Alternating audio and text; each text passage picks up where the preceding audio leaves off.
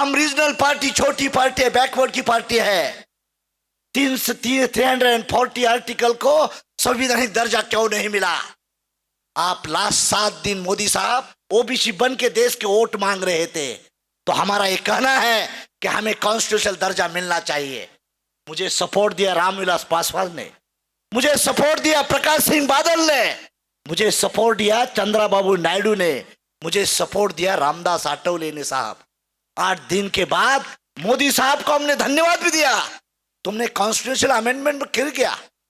मैं animal husbandry का minister था। 5 करोड़ रुपए देने के बाद महाराष्ट्र में जानवरों की गिनती हो जाती है, लेकिन हमारी कास्ट की सेंसस क्यों नहीं होती? अरे हम हिंदू हैं, हिंदू में 54% होते हुए हमारे लिए क्यों रिजर्वेशन, क्यों कास्ट सेंसस नहीं होती? तो उसको समझ में है वो पॉलिटिकल वो बड़े बन जाएंगे। तायवड़े साहब, आप ये डिमांड करो कि हमारे ओबीसी के लिए एमएल और एमपी का रिजर्व सीट मिलना चाहिए, बाकी हम देखेंगे क्या करना है। तो तुम कौन देने वाले हैं? हम देने वाले हैं। I am not demander, we are a commander. हमारा पॉपुलेशन ज्यादा है, लेकिन देश में बहुत खराब हो गया है। जिसका वोट ऑफ परसेंट कम है वो हमारे ऊपर बैठे हैं, और जिसका वोट ऑफ ज्यादा है वो भीख मांगते रहते हैं।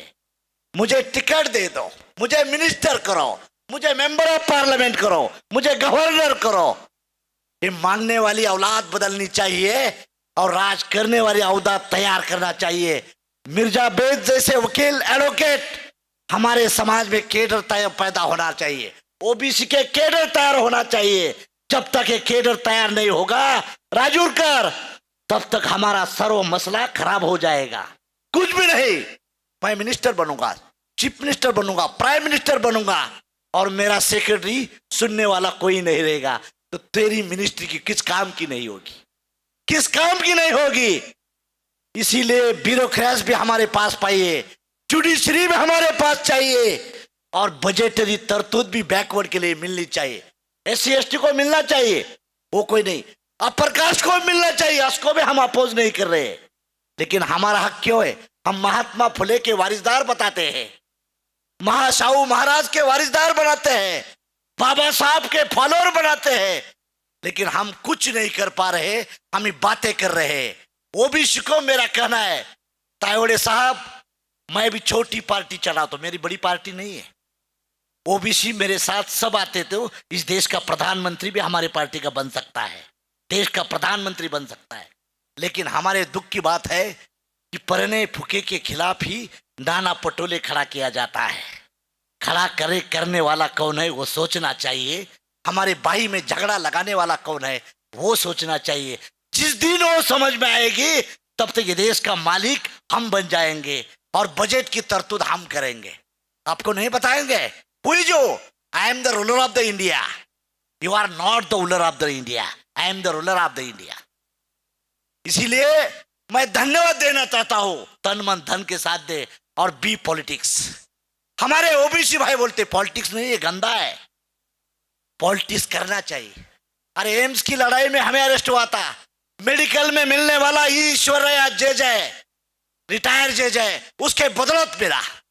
उसने जब कोर्ट में नहीं जाता ईश्वरैया, तो हमारे बच्चे को ये नहीं मिलता। काम करने वाले अलग होते, दिखाने वाले अलग होते। महाराष्ट्र में जीआर ऐसा नहीं निकला साहब, आपकी मेहनत थी।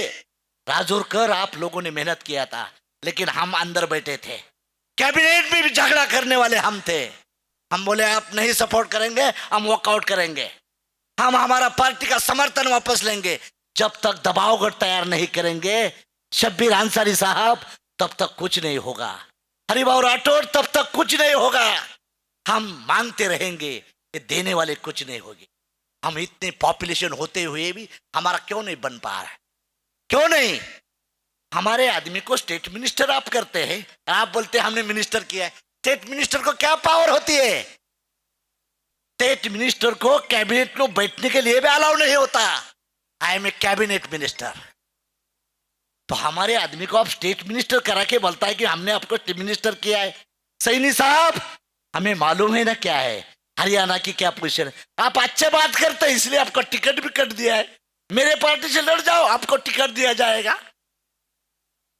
ये सोचिए, जब टिकट की फैक्ट्री हम नहीं बनाएंगे तब तक हम क्या करते रहेंगे, क्या करते रहेंगे। इसलिए बार बार तायवड़े साहब, राजूरकर, आपको मैं रिक्वेस्ट कर रहा हूं, मैं आपके बेटे का उम्र हूं, तुम जो पर पॉलिटिकल सेंसस नहीं तैयार करेंगे, बैंक तैयार नहीं करेंगे, वोट बैंक नहीं तैयार करेंगे, तब तक कांग्रेस और बीजेपी आपके ऊपर राज करेगी। यही सोच के चलना चाहिए। टीडीपी का, तेलंगाना का मैं स्वागत करूंगा, लालू का स्वागत करूंगा, मायावती का स्वागत करूंगा। मेरी पार्टी अच्छी नहीं तो तुम पार्टी बनाओ, तेरे साथ मैं अलायंस करूंगा, लेकिन ये दोनों भी हमें बेहिम्मत बनाएंगे, दोनों भी हमें धोखा देंगे। ये सोच के आपको चलना है। इसी के साथ मैं आपको धन्यवाद दिलाना चाहता हूं। जय ओबीसी, जय महात्मा फुले।